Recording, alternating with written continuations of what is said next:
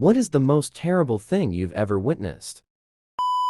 Many years ago, I was driving home for Christmas, and I got stuck on a major highway behind a horrific accident. Eventually, they opened up a single lane, and as cars came to pass through the accident scene, they had lined up 5-6 deceased people on the shoulder of the highway in the snow.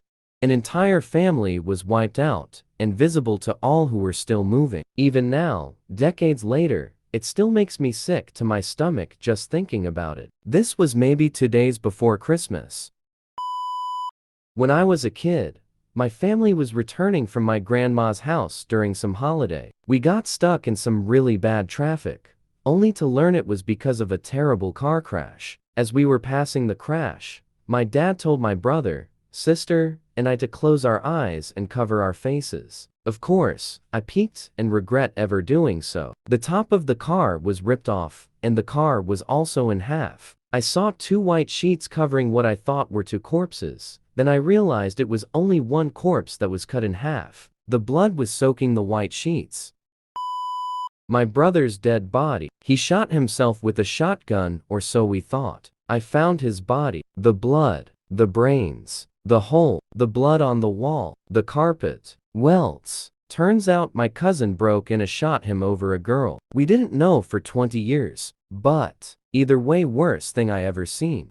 Can you explain why it took you 20 years to find out? Did your cousin eventually confess? So the cops always said it was suicide, and never investigated anything. I don't know why. Maybe because this was 2003, and everything was different. But I always knew it wasn't. From where the gun was to the door being open, and just small things. But I never spoke up because I was pretty young, and just 6 months before that my dad died in a motorcycle wreck. So it was just me and my mom, and we just never had that convo. Until recently, we then called my uncle, whose son is the cousin, and he basically confirmed he also has suspicions. And then the entire family collectively decided it made more sense than my brother taking his own life. Because he was never the type to do that, even after our father's death. It just wasn't like him.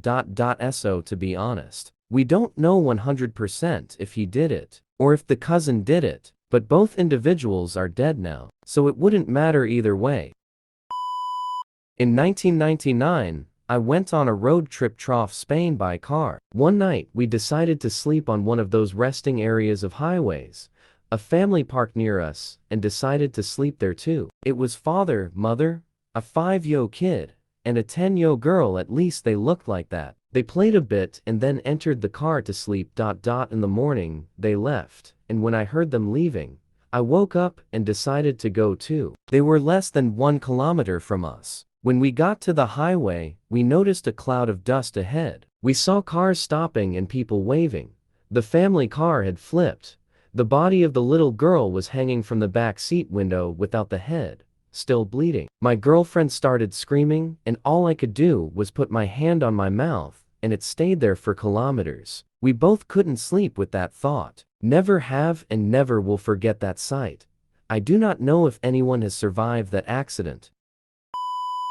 Worked at a funeral home. After getting my suit on for a service, I went into the chapel room to turn lights on. The wife of the deceased was there already with their newborn baby. She had her baby on his chest and telling her to say goodbye to daddy while she cried. He was electrocuted on the job. I don't do the description justice, but for all the sad things I saw there, that got to me the most.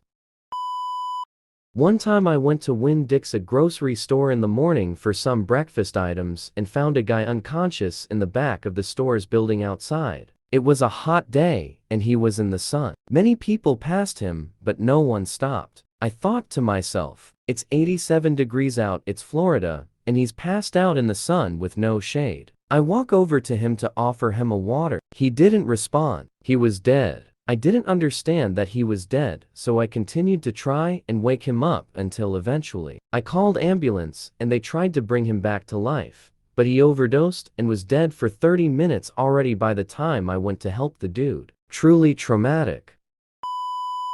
Went to a party with my girlfriend at the time about 5 years ago to a friend's house. His cat just had a litter of kittens, and he was offering them for free to anyone who came in and wanted them. The party wasn't for the kittens. Just so happened, they were born like 2 weeks before the party.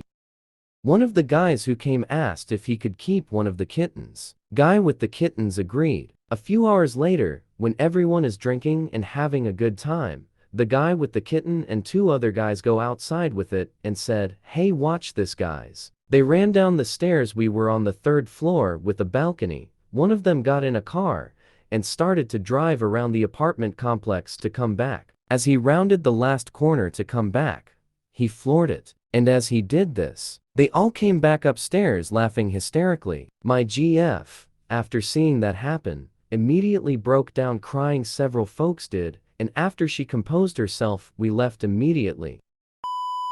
When I was about 9 or 10, our neighbor was backing into his garage with cement walls with his arm hanging out the window. He accidentally got too close to the wall and smashed his arm. He proceeded to panic and jet forward and backwards, repeatedly and ineffectively, severing his arm almost completely. His arm was hanging off of the bare remaining tendons. I think looked like a stringy thing. My family was outside enjoying a nice sunny day playing catch. We were all shocked and jaws all dropped. It took literal several minutes before my dad could move his legs to run and go call for an ambulance. I am now afraid of anybody sticking their arms or feet out my windows. When my mentally ill girlfriend, now ex, killed our dog, I didn't see the act itself.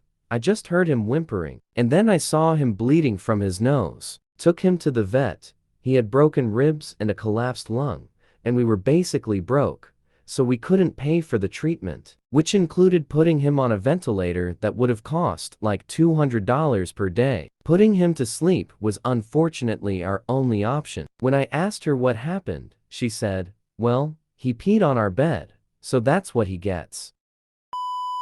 A group of homeless men broke into my car and had an orgy in it. Thank you for watching. Don't forget to like and subscribe for more Reddit videos.